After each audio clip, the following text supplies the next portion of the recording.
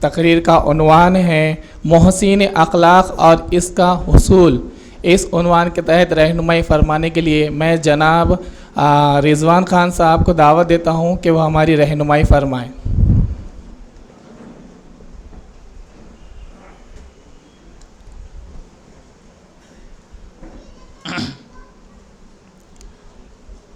اعوذ باللہ من الشیطان الرجیم، بسم اللہ الرحمن الرحیم، نحمد و نصلی علی رسولہ الکریم الی یوم الدین باصحاب اجمعین، اما بعد۔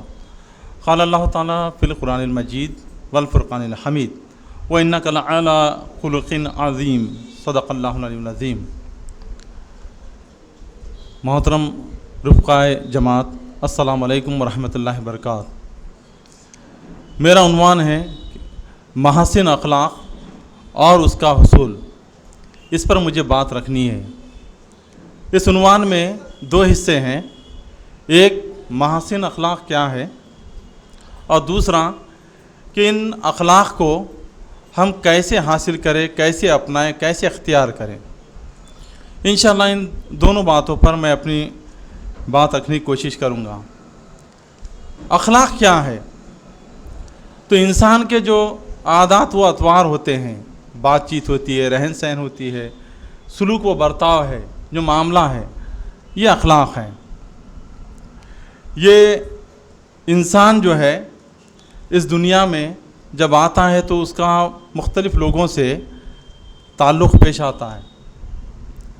جیسے گھر میں جیسی اس کی پیدائش ہوتی ہے، والدین سے تعلق پیش آتا ہے، بھائی بہن، گھر کے بزرگ، پھر رشتہ دار، گھر سے باہر نکلتا ہے تو پڑوسی، اور پھر محلے کے لوگ، اسکول جاتا ہے تو استاد، پھر دوست احباب کا حلقہ، پھر اس طرح دیکھتے دیکھتے جو ہے تو اگر پروفیشن میں آتا ہے تو اس کے جو ہے ہم پیشہ ور افراد، اس طرح دھیرے دھیرے جو ہے تو لوگوں سے اس کے تعلقات بڑھتے ہیں۔ پھر اگر اور باریکی میں جائیں تو انسان کے پاس خود جو ہے تو بہت ساری نعمتیں ہوتی ہیں، اس کی آنکھیں ہیں، کان ہے، ناک ہے، زبان ہے، ہاتھ پیر ہے، پھر اللہ کا دیا ہوا رزق ہے، صلاحیت ہے، تمام چیزیں جو ہے تو انسان جو ہے ان تمام کے ساتھ کیسا برتاؤ کرتا ہے، کیسا رویہ اپناتا ہے، بس یہی اس کے اخلاق ہوتے ہیں۔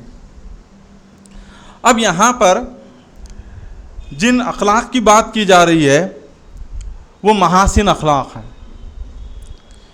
اخلاق جو ہے کسی بھی انسان کی شخصیت کو یا اس کی عکاسی کرتے ہیں، اس کے رویے کو دیکھ کر آپ کہہ سکتے ہیں کہ یہ انسان کس نوعیت کا ہے، اس کے اخلاق کیسے ہیں، اچھا ہے، برا ہے، یہ اس کے برتاؤ سے، اس کے جو ہے تو سلوک سے جو ہے تو واضح ہوتا ہے۔ محترم سامعین، اب دو طرح کے جو ہے تو لوگ ہوتے ہیں۔ اگر کوئی فرد بہت ہی صاف ستھرے کپڑے پہنے ہوئے ہیں اور جو ہے وہ اچھے سے بال سنوارے ہوئے ہیں، بات چیت کر رہا ہے، یہ تمام چیزیں آپ دیکھیں گے، عطر وغیرہ لگایا ہوا ہے، خوشبو آ رہی ہے، تو ایک ذہن میں سوال پیدا ہوتا ہے کہ یہ جناب جو ہے نفاست پسند ہے۔ جب آپ اس سے ملنے جاتے ہیں، اگر وہ بڑی خوش دلی سے آپ کو ملتا ہے اور جو ہے بہت ہی اچھے سے ملتا ہے تو آپ کہتے ہیں کہ جناب جو ہے تو منکسر المزاج، بڑے انکسار والے ہیں، خوش مزاج ہے۔ بات جب آپ کرتے ہیں اس کے اندر انہیں کوئی لاگ لپیٹ کی بات نہیں کرتا، گھما پھرا کر بات نہیں کہتا، تو آپ کہیں گے کہ یہ جناب جو ہے تو صاف گو ہیں، اس میں جھوٹ کا شائبہ بھی نہیں ہے، تو آپ کہیں گے کہ صادق ہے، سچا ہے۔ یہ اس کے اخلاق، اس کے برتاؤ سے ظاہر ہو رہے ہیں۔ اس کے برعکس اگر کوئی دوسرا شخص ہے، استطاعت کے باوجود جو ہے گندے میلے کچیلے کپڑے ہیں، جسم سے بدبو آ رہی ہے، بال بکھرے ہوئے ہیں، اور جو ہے آپ اس کو دیکھ کر یہ تاثر لیں گے کہ صاحب جو ہے نہ ہی نفاست پسند ہے، نہ ہی سلیقہ مند ہے۔ بات کرتے ہیں اگر چڑچڑاپن ہے اور بات بات پر گالی دیتے ہیں تو آپ کہیں گے کہ نہیں، یہ جو ہے صاف گو بھی نہیں ہے اور نہ ہی جو ہے تو خوش مزاج ہیں۔ تو اس طرح انسان کا برتاؤ اس کی شخصیت کو واضح کرتا ہے کہ صاحب جو ہے تو کس خاصیت کے انسان ہیں۔ تو یہ دو طرح کے لوگ ہمارے سامنے جو ہے تو آتے ہیں۔ اب ایک سوال پیدا یہ ہوتا ہے ہمارے ذہنوں میں کہ ٹھیک ہے صاحب ہم جو ہے خوش اخلاق، اگر کسی کے اندر جو ہے اچھی کوالٹیز ہے تو ہم کہتے ہیں کہ یہ جو ہے تو نیک اخلاق والا، حسن سیرت والا انسان ہے، اور کسی کے اندر برائیاں دیکھتے ہیں تو کہتے ہیں کہ بد اخلاق انسان ہے۔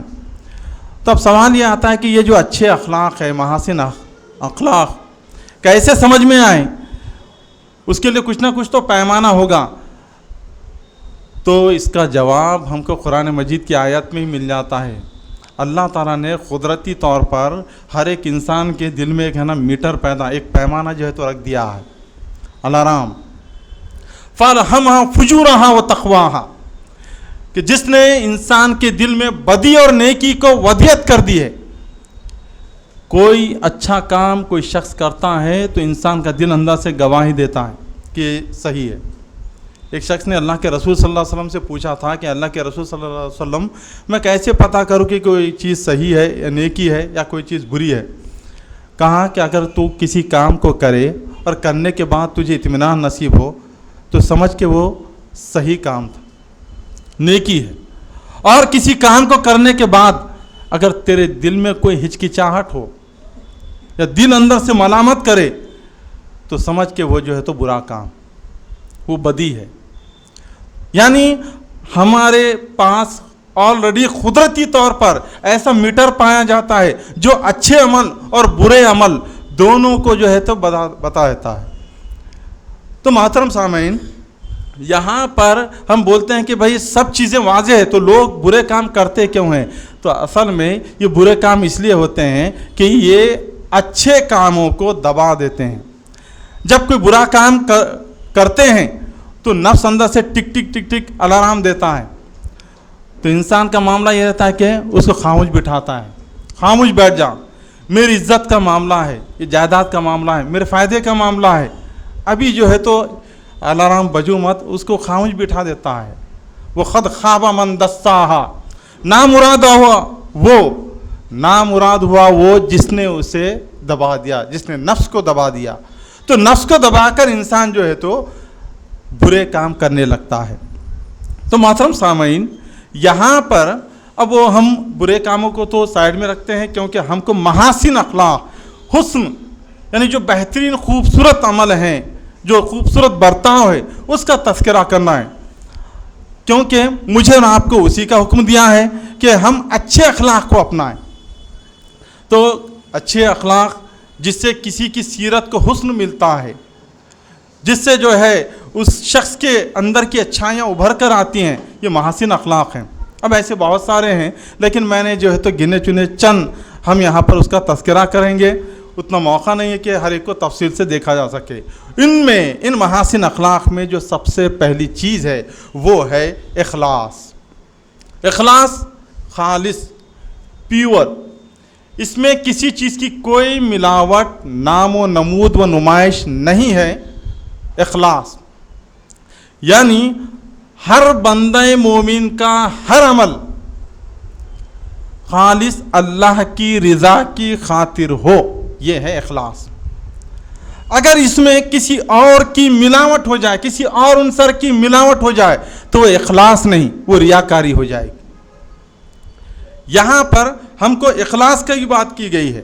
جو شخص اخلاص کے ساتھ کام کرتا ہے، اگر وہ رائی کے دانے کے برابر بھی عمل ہے تو اللہ کے نزدیک وہ پہاڑوں کے برابر ہے، اور کوئی ریاکاری کے ساتھ کوئی عمل کرتا ہے، اگر وہ پہاڑوں کی مانند بھی عمل کرتا ہے تو اللہ کے نزدیک وہ گرد و غبار سے زیادہ حیثیت نہیں رکھتے ہیں۔ تو یہ اخلاص ہے کہ اللہ کے رسول صلی اللہ علیہ وسلم کا جو عظیم کارنامہ تھا وہ یہی تھا کہ اللہ کے رسول صلی اللہ علیہ وسلم نے اپنے صحابہ اکرام رضی اللہ تعالیٰ عنہ کی جو تربیت کی تھی وہ اخلاص کی بنیاد پر، کہ مخلص بالکل بے لوث ہو کر کام کریں۔ یہی وجہ ہے کہ اللہ کے رسول صلی اللہ علیہ وسلم نے ایسی جماعت تشکیل دی جن کے اندر اللہ کا ڈر، اللہ کی محبت اور ہر کام کو خالص اللہ تعالی کی خاطر کرنے کا جذبہ تھا۔ قل ان صلاتي ونسكي ومحياي ومماتي للہ رب العالمین، کہہ دو کہ میری نماز، میری قربانی، میرا جینا اور میرا مرنا سب کچھ اللہ رب العالمین کے لیے ہے۔ یہ ہے اخلاص۔ محترم سامعین، کہ کہ ہم کو جو حکم دیا گیا ہے کہ وہ ہم ہر کام میں جو ہے تو مخلص رہے. بصورت دیگر اگر ریاکاری کرتے ہیں تو ریاکاری کو شرک خفی، چھپا ہوا شرک کہا گیا. چھپا ہوا شرک. اللہ تعالیٰ کو نہ ایسی نماز پسند ہے، نہ ایسا روزہ پسند ہے، نہ ایسی زکوٰۃ یا کوئی بھی عمل ایسا پسند نہیں ہے جو ریاکاری کے ساتھ ہوا ہو. اللہ تعالیٰ کے نزدیک نہ ایسا عالم ہوگا، نہ ایسا سخی ہوگا، نہ ہی ایسا شہید کہلائے گا جس نے اپنے نام و نمائش کے خاطر جو ہے تو کوئی بھی عمل کیا ہوگا. تو یہ ہے کہ اخلاص یہ سب سے پہلے حسن عمل کی بنیاد ہے. دوسری چیز صبر ہے.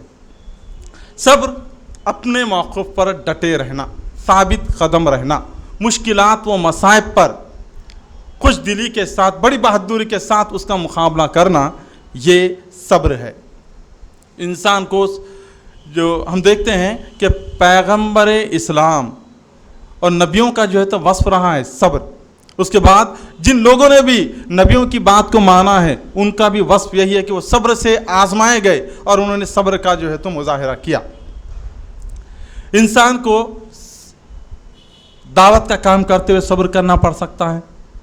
ایک مومن کو جو ہے تو کار دعوت کو انجام دیتے وقت سب مشکلات آ سکتی ہے، پریشانیاں آ سکتے ہیں، اس کو صبر کرنا پڑے گا. ایک بندہ مومن کو جو ہے جانی نقصان، اپنے عزیز و اقارب کا جو ہے تو انتقال ہو سکتا ہے، اس کی ذریعے سے اس کا اپنا جاتا ہے. اس کے جو ہے تو بچوں کا جو ہے انتقال ہو سکتا ہے، بیوی کا، شوہر کا، ماں باپ کا، کسی کا بھی جو ہے تو انتقال ہو سکتا ہے. وہ آزمائش میں ہو سکتا ہے. کسی کو کوئی مشکلات یا مصائب میں مبتلا کر کے آزمائش ہو سکتی ہے، جیسے کسی کو بھوک جو ہے تو درپیش ہو، کسی کو جو ہے بیماری ہو جائے، کسی کا کوئی حادثہ پیش ہو جائے. ان حالات میں صبر انسان کا ایک محاسن اخلاق ہے. اور اسی کے جو ہے تو ہم کو کہا گیا، اللہ کے رسول صلی اللہ علیہ وسلم کی پوری سیرت، آپ صلی اللہ علیہ وسلم نے جب کار دعوت کا یہ ذمہ داری کو نبھایا تو اپنے بھی جو ہے تو دشمن ہو گئے. صبر کیا آپ نے. اللہ کے رسول صلی اللہ علیہ وسلم کے سارے نرینہ اولاد جو ہے ایک کے بعد ایک اس دنیا سے رخصت ہو گئے.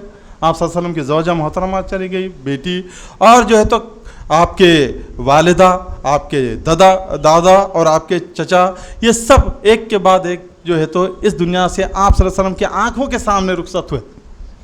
آپ صلی اللہ علیہ وسلم نے یہی کہا کہ دل غمگین ہے، کیونکہ آپ صلی اللہ علیہ وسلم بھی انسان تھے. کہا کہ دل غمگین ہے، آنکھیں اشکبار ہیں، لیکن ہم اللہ تعالیٰ کی مرضی پر راضی ہیں. یہ ہے صبر، یہ حسن اخلاق ہے، اسے اپنانے کی ضرورت ہے. دوسری چیز اور یہ بات کہ اللہ تعالیٰ نے کہا کہ ان اللہ مع الصابرین، جو لوگ صبر کرتے ہیں دنیا میں بھی اللہ تعالیٰ ان کے ساتھ ہے اور آخرت میں بھی. اور اللہ کے رسول صلی اللہ علیہ وسلم نے ارشاد فرمایا کہ اللہ تعالیٰ نے جنت کو آزمائشوں اور مشکلات سے گھیر رکھا اور جہنم کو آسائشوں اور خواہش نفس سے جو ہے تو گھیر رکھا ہے. اب ہمارے اختیار میں ہے کہ اگر واقعتاً جنت کو حاصل کرنا چاہتے ہیں تو ان مشکلات پر ہم کو صبر کرنا ہوگا. اس کے بعد ایک وصف ہے شکر کا جذبہ.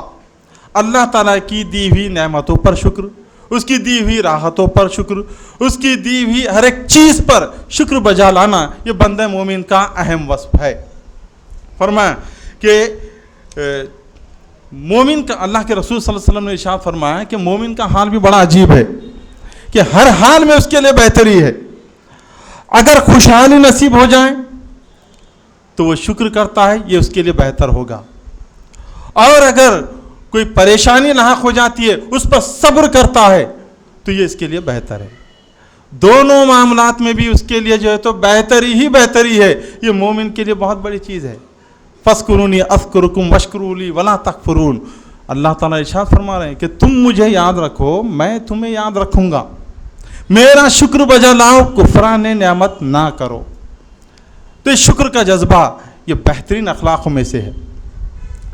پھر یہ شکر اللہ کا بھی ہے اور لوگوں کا بھی شکر ہو سکتا ہے کہ کوئی معاملہ اگر پیش آ جائے یا کسی کا جو ہے تو ہم احسان قبول کرتے ہیں تو اس کے بعد اس کا شکریہ ادا کریں. کوئی ہماری مدد پوری کرتا ہے تو اس کا شکریہ ادا کرے. یہ شکر گزاری ایک بندے مومن کا جو ہے تو اہم وصف ہوتا ہے.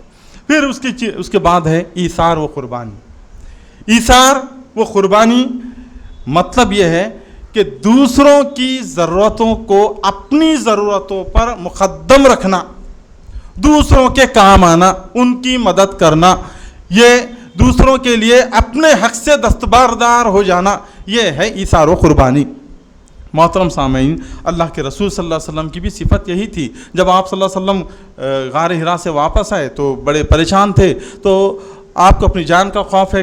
کہا تو حضرت خدیجہ رضی اللہ عنہ نے یہی کہا کہ نہیں، اللہ تعالیٰ آپ کو ضائع نہیں کرے گا. آپ تو دوسروں کی مدد کرتے ہیں، آپ غریبوں کے کام آتے ہیں، آپ امانت دار ہیں، آپ صادق ہیں، تو اللہ تعالیٰ آپ کو ضائع نہیں کرے گا. یہ اہم وصف ہے. پھر اللہ کے رسول صلی اللہ علیہ وسلم نے یہی جذبہ، ایثار و قربانی کا جذبہ اپنے جو ہے تو صحابہ اکرام میں جو ہے پیدا فرمایا. جب مہاجر مکے سے جو ہے تو مدینہ کی طرف ہجرت کیے، کہا کہ میرے یہ جو صحابی ہے یہ تجارت جانتے ہیں، ان کو زراعت باغبانی نہیں آتی. مدینہ کے انصار سے کہا کہ کیوں نہ تم ان کو بھائی بنا لو. وہاں پر انہوں نے جو ایثار و قربانی کا نمونہ پیش کیا، تاریخ انسانی آج تک ایسا نمونہ پیش نہیں کر سکی. سب کے اندر برابر کا بٹوارہ کر دیا. یہ ہے ایثار و قربانی جو انتہائی اہم وصف کے طور پر یہاں پر بیان کیا گیا ہے. محترم سامعین، اس کے بعد جو چیز آتی ہے عدل و انصاف، یعنی برابری اور مساوی کا جو ہے تو رویہ اختیار کرنا. تو اللہ تعالیٰ نے جتنے بھی پیغمبروں کو بھیجا اور جتنی کتابیں نازل کی، اس کا ایک ہی مقصد بتلایا، وہ ہے عدل و انصاف کو قائم کرنا. اللہ تعالیٰ نے ارشاد فرمایا، ہم نے اپنے رسولوں کو واضح نشانیوں کے ساتھ بھیجا اور ان کے ساتھ میزان کتاب نازل کی تاکہ لوگ انصاف کے راستے پر قائم ہو جائیں.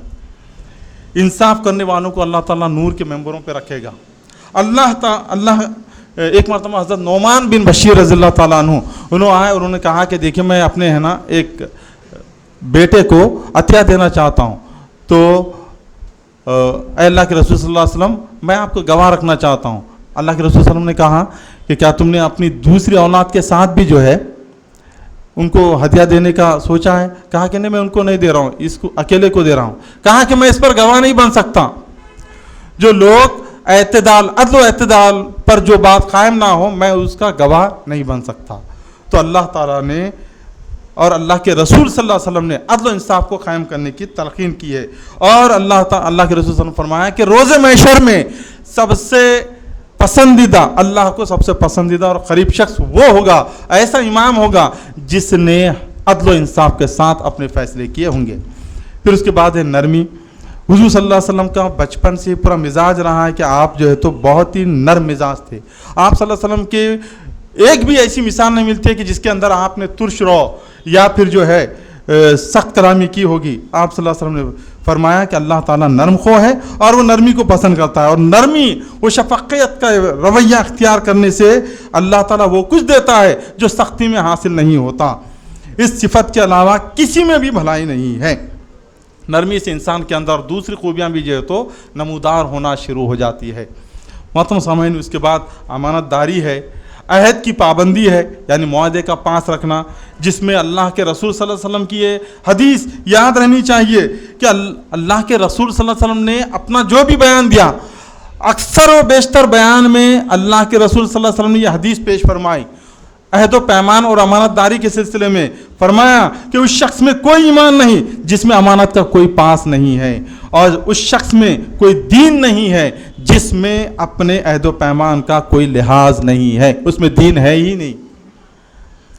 پھر ہمیں سوچنا چاہیے کہ ہم نے اللہ تعالیٰ کے ساتھ جو معاہدہ کیا ہے، اپنے نبی کے ساتھ، قرآن کے ساتھ جو معاہدہ کیا ہے، ہم اگر بحیثیت مخلوق، باپ، بیٹا، شوہر، بیوی، اور جو ہے اگر ہم کی ادارے میں کام کر رہے ہیں یا تحریک اسلامی کی جو ذمہ داریاں ہم پر عائد ہوتی ہیں، ہمیں سوچنا چاہیے کہ اس کے عہد و پیمان کو ہم نے ادا کیا یا نہیں. ادا کیے تو الحمدللہ ہم جو تو حسن اخلاق کے مالک ہوئے، اگر نہیں ہے تو ہم کو فکر کرنی چاہیے.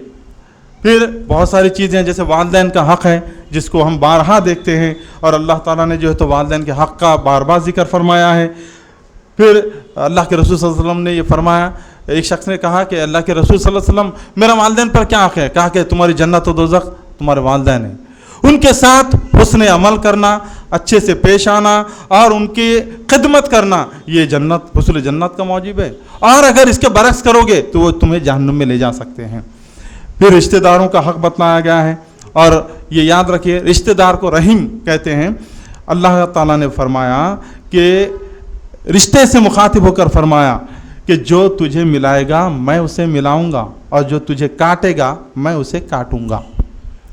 رشتہ داروں کے حق ادا کرنا، رشتوں کو ملانا۔ ہم میں ایسے کئی لوگ ہیں جو رشتوں کو جوڑنے کا کام کرتے ہیں، اور کچھ ایسے بھی ہیں جو رشتوں کے کاٹنے کے لیے کام کرتے ہیں۔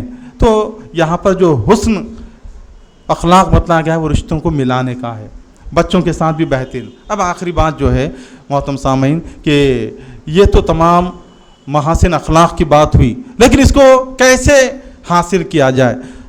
اب آپ کہیں گے کہ دیکھیے یہ اچھی باتیں تو دوسرے مذہب میں بھی پائی جاتی ہیں، تو پھر اسلام میں کون سی نئی بات ہے؟ تو دیکھیے ہم جانتے ہیں کہ اسلام کے نزدیک دوسرے مذاہب کا کیا درجہ ہے، دوسرے مذہب کیسے وجود میں آئے ہیں، ہم تمام چیزیں اس بات سے واقف ہیں، لیکن اسلام نے جب ہم کو محاسن اخلاق کی تعلیم دی ہے تو ساتھ ہی ساتھ اس کو جوڑنے کے لیے بنیاد بھی فراہم کی ہے، اور وہ یہ کہ اللہ تعالیٰ نے ہم کو یہ بتلایا کہ اے بندو تم جو ہے تو شتر بے مہار کی طرح ادھر ادھر نہیں پھر رہے ہو، تمہارا ایک خالق ہے، ایک معبود ہے، ایک خدا ہے، اسی کے تم تابع ہو، اسی کی فرما برداری تم پر لازم ہے، تم بندے ہو، وہ خالق ہے۔ یہ اللہ تعالیٰ نے جو ہے تو جوڑ کر رکھا ہے، اور اگر انسان یہ محاسن اخلاق اندر پیدا کرنا چاہتا ہے تو اس کا پہلا ذریعہ ہے خدا خوفی، اپنے اندر خدا کا ڈر پیدا کرنا۔ اگر انسان میں خدا خوفی پیدا ہو جائے تو پھر اسے ہاتھ پکڑ کر بولنے کی ضرورت نہیں ہے کہ جناب یہ اچھائیاں ہیں اس پر تم کو چلنا ہے، یہ برائیاں اس سے جو ہے تو تم کو رکنا ہے۔ اللہ کا ڈر انسان کو، ہر بندہ مومن کو جو ہے نیک عمل پر ابھارتا ہے۔ یا ایھا الذین آمنوا اتقوا اللہ حق تقاتہ ولا تموتن الا وانتم مسلمون، اے لوگو جو ایمان لائے ہو اللہ سے ڈرو جیسا کہ اس سے ڈرنے کا حق ہے، اور تمہیں موت نہ آئے مگر اس حال میں کہ تم مسلم ہو، اللہ کے فرما بردار ہو۔ نیک عمل پر اللہ تعالیٰ نے بشارتیں دی ہے جو محرک کا کام کرتی ہے، اور اگر کوئی غلط کام کرتے ہو تو اس پر عذاب سے ڈرایا گیا ہے۔ تو انسان جو ہے تو اپنی لمٹ میں رہتا ہے، اخلاقی حدود میں رہتا ہے۔ اللہ کا ڈر کیسا پیدا کرے؟ تو یہ ہمارے پاس تمام عبادتیں ہیں، نماز ہے، روزہ ہے، زکوٰۃ اور جتنے بھی اعمال ہیں، یہ انسان کے اندر اللہ کا ڈر پیدا کرتی ہیں۔ دوسری چیز جو انسان کے اندر اخلاقی حس بیدار کرتی ہے، اس کو اڈاپٹ کرنے، اختیار کرنے کی دعوت دیتی ہے، وہ ہے آخرت کا ڈر، آخرت میں باز پرسی کا ڈر۔ جو جواب دہی کا احساس انسان کو محاسن اخلاق کا پابند بناتا ہے۔ فَمَن يَعْمَلْ مِثْقَالَ ذَرَّةٍ خَيْرًا يَرَهُ وَمَن يَعْمَلْ مِثْقَالَ ذَرَّةٍ شَرًّا يَرَهُ، جس نے ذرہ برابر نیکی کی ہوگی وہ اسے دیکھ لے گا، اور جس نے ذرہ برابر بدی کی ہوگی وہ اس کو دیکھ لے گا۔ اللہ تعالیٰ نے فرمایا کہ ثُمَّ لَا تُسْأَلُونَ يَوْمَئِذٍ عَنِ النَّعِيمِ، تم سے اس روز نعمتوں کے بارے میں اللہ تعالیٰ سوال کرے گا۔ تو اس طرح انسان جو ہے ایک بندہ مومن اپنی لمٹ میں آتا ہے، حدود میں آتا ہے، نیک اعمال کو اپناتا ہے، برے اعمال سے بچ جاتا ہے۔ اور یہ آخرت کی باز پرس کا ڈر کیسا پیدا کیا جائے؟ قرآن کی تلاوت ہے، موت کی یاد ہے، خبروں کی زیارت ہے، اور دیگر جو ہے تو ذرائع استعمال کر سکتے ہیں جس سے باز پرسی کا احساس ہوتا ہے۔ اور آخری بات وہ ہے سیرت النبی صلی اللہ علیہ وسلم کو اپنا مثالی نمونہ ماڈل بنایا جائے، کیونکہ اللہ تعالیٰ نے فرمایا کہ لَقَدْ كَانَ لَكُمْ فِي رَسُولِ اللَّهِ أُسْوَةٌ حَسَنَةٌ، اللہ کے رسول صلی اللہ علیہ وسلم کی زندگی کو مثالی نمونہ بنایا گیا ہے۔ اور پھر یہ بھی فرمایا کہ قُلْ إِن كُنتُمْ تُحِبُّونَ اللَّهَ فَاتَّبِعُونِي يُحْبِبْكُمُ اللَّهُ وَيَغْفِرْ لَكُمْ ذُنُوبَكُمْ وَاللَّهُ غَفُورٌ رَحِيمٌ۔ اے نبی صلی اللہ علیہ وسلم لوگوں سے کہہ دو کہ اگر تم حقیقت میں اللہ سے محبت رکھتے ہیں تو میری پیروی اختیار کرو، اللہ تم سے محبت کرے گا اور تمہاری خطاؤں سے درگزر کرے گا، وہ بڑا معاف کرنے والا رحیم ہے۔ اور پھر آخری بات یہ کہ اللہ تعالیٰ نے جیسا کہ میں نے شروع میں سورہ قلم کی آیت وَإِنَّكَ لَعَلَىٰ خُلُقٍ عَظِيمٍ، کہ اللہ تعالیٰ نے اور بے شک تمہیں اے نبی صلی اللہ علیہ وسلم اخلاق کے بلند مرتبے پر فائز کیا گیا ہے۔ ہم چونکہ آپ صلی اللہ علیہ وسلم کے امتی ہیں، اس لیے میرے اور آپ کا یہ شعار ہونا چاہیے کہ اللہ کے رسول صلی اللہ علیہ وسلم کو ہی اپنا رول ماڈل بنائیں، آپ کو ہی نمونہ بنائیں، اور اپنی عملی زندگی میں آپ صلی اللہ علیہ وسلم کی ایک ایک عمل کو جو ہے تو اختیار کریں، تبھی محاسن اخلاق کا ہم نمونہ پیش کر سکتے ہیں۔ اللہ تعالیٰ سے دعا ہے کہ ہمیں عمل کی توفیق نصیب فرمائے۔ وآخر دعوانا ان الحمد للہ رب العالمین۔ السلام علیکم ورحمۃ اللہ۔